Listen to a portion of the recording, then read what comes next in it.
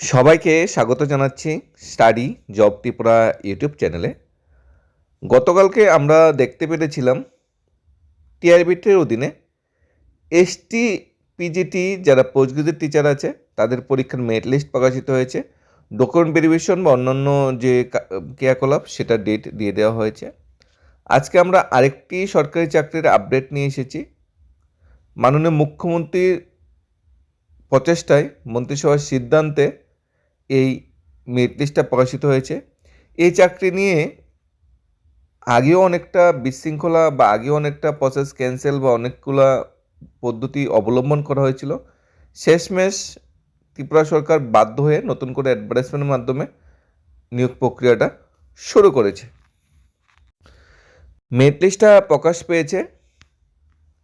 ক্যান্ডিডেটের serial number, roll number, district, male female এবং কোন ক্যাটাগরিতে তারা মেরিট লিস্টে স্থান পেয়েছে সেই অনুসারে মেরিট লিস্টটা প্রকাশিত হয়েছে। এখানে বিরাট বড় একটা মেরিট লিস্ট প্রকাশিত হয়েছে, যেখানে 2000+ ক্যান্ডিডেট যে মেরিট লিস্টে স্থান পেয়েছে। 2021 জন ক্যান্ডিডেট আছে যারা টোটাল এই মেরিট লিস্টে স্থান পেয়েছে। মেরিট লিস্টটা প্রকাশিত হয়েছে ত্রিপুরার যে ইয়ুথ অ্যাফেয়ার্স ডিপার্টমেন্ট আছে সেই ডিপার্টমেন্টের অধীনে 301 জন জুনিয়র ফিজিক্যাল ইনস্ট্রাক্টর নিয়োগের ভ্যাকেন্সি এসেছিল গ্রুপ সি ক্যাটাগরিতে youth affairs and sports department government of ত্রিপুরার অধীনে।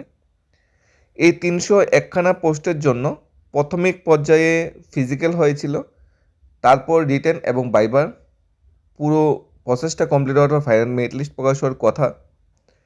প্রাথমিক পর্যায়ে যে ফিজিক্যাল হয়েছিল 301খানা পোস্টের জন্য physical instructor, junior physical instructor, তার রেজাল্ট বা মেরিট লিস্টটা প্রকাশিত হয়েছে। যারা যারা মেরিট লিস্টে স্থান পেয়েছে তাদের কংগ্রেস অভিনন্দন জানাচ্ছি। এই মেরিট লিস্টে 2026 জন বা 21 জন ক্যান্ডিডেট যারা সুযোগ পেয়েছে তাদেরকে রিটেন এক্সামে বসতে হবে। রিটেন এক্সামে বসার পর রিটেন এক্সাম কোয়ালিফাই করলে তারপর ভাইবা হবে, ভাইবার পর নেক্সট যে প্রসেস সেটা ফাইনাল মেরিট লিস্ট। আমরা দেখতে পাচ্ছি কিছুদিন যাবৎ মানে গত এক সপ্তাহের মধ্যে প্রচুর সংখ্যক চাকরির লেটেস্ট আপডেট ত্রিপুরা সরকার নিয়ে এসেছে। আমরা দেখতে পেয়েছি প্রি প্রাইমারি টিচারের মেরিট লিস্ট এবং ডকুমেন্ট ভেরিফিকেশন হয়েছে। এরপর দেখতে পেলাম এসটিপিজিটি পোস্ট গ্রাজুয়েট শিক্ষক যারা আছে তাদের মানে পরীক্ষার মেরিট লিস্ট ডকুমেন্ট ভেরিফিকেশন হয়েছে।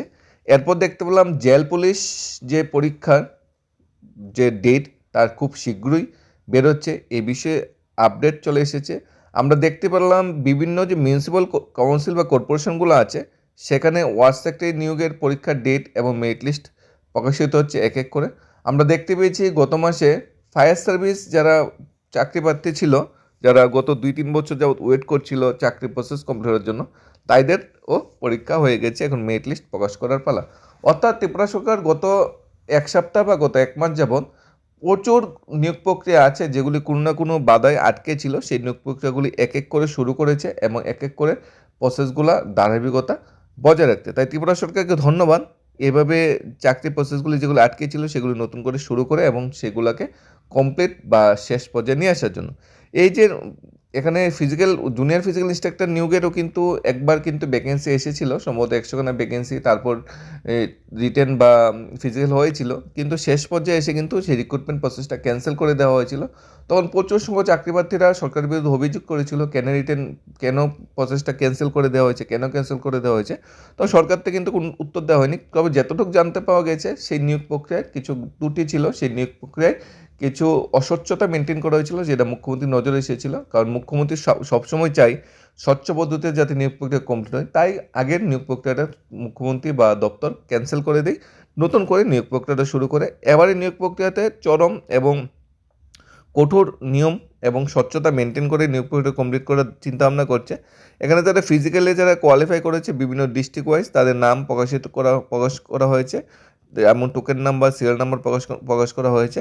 তাদের নেক্সট প্রসেস হবে যেসব ক্যান্ডিডেটরা নাম প্রকাশিত হয়েছে তাদের এডমিট কার্ড ইস্যু করা হবে। এডমিট কার্ডের ভিত্তিতে তারা রিটেন এক্সাম বসবে, রিটেন এক্সাম কোয়ালিফাই করলে ভাইভা হবে, তারপর তারা ফাইনাল মেরিট লিস্টে সুযোগ পাবে। অর্থাৎ চাকরির প্রথম ধাপটা তারা কমপ্লিট করেছে, এখন দ্বিতীয় এবং তৃতীয় ধাপ কমপ্লিট করার পর তাদের এত অফার বিলি বন্টনের ব্যবস্থা বর্তমান সরকার করবে। তাই কংগ্রেস অভিনন্দন জানাচ্ছি। এবং তোমাদের বেস্ট অফ লাক জানাচ্ছি আগামী যে প্রক্রিয়া আছে রিটেন এক্সাম, তার জন্য ভালোভাবে প্রিপারেশন নেওয়ার জন্য। এবং আশা করছি যেহেতু পুরানো চাকরির প্রসেসগুলি এক এক করে কমপ্লিট হচ্ছে, তাই নতুন করে আবার চাকরির প্রসেস শুরু হবে, কারণ প্রচুর সংখ্যক বেকার চাকরি হতে সে ভাই বোন আছে নতুন নিয়োগের জন্য ওয়েট করছে। তা এসআই হোক, তা ফরেস্ট গার্ড হোক, তা তহসিলদার হোক, কিংবা আমাদের কনস্টেবল হোক, কিংবা জেআইবিটি হোক, সমস্ত চাকরির জন্য প্রচুর সংখ্যক ক্যান্ডিডেট বছর বছর ওয়েট করছে কবে ওই ধরনের নিয়োগ প্রক্রিয়াগুলি শুরু হবে। আশা করছি সরকার খুব শীঘ্রই নতুন করে কিছু নিয়োগ প্রক্রিয়া শুরু করবে, যাতে বেকার চাকরি হতে সে ভাই বোন যারা এতদিন যাবত ওয়েট করছিল চাকরির জন্য, তাদের আশাটা বাস্তবায়ন হয়, তাদের স্বপ্নটা যাতে পূরণ হয়। ধন্যবাদ সবাইকে। Study job tipper YouTube channel.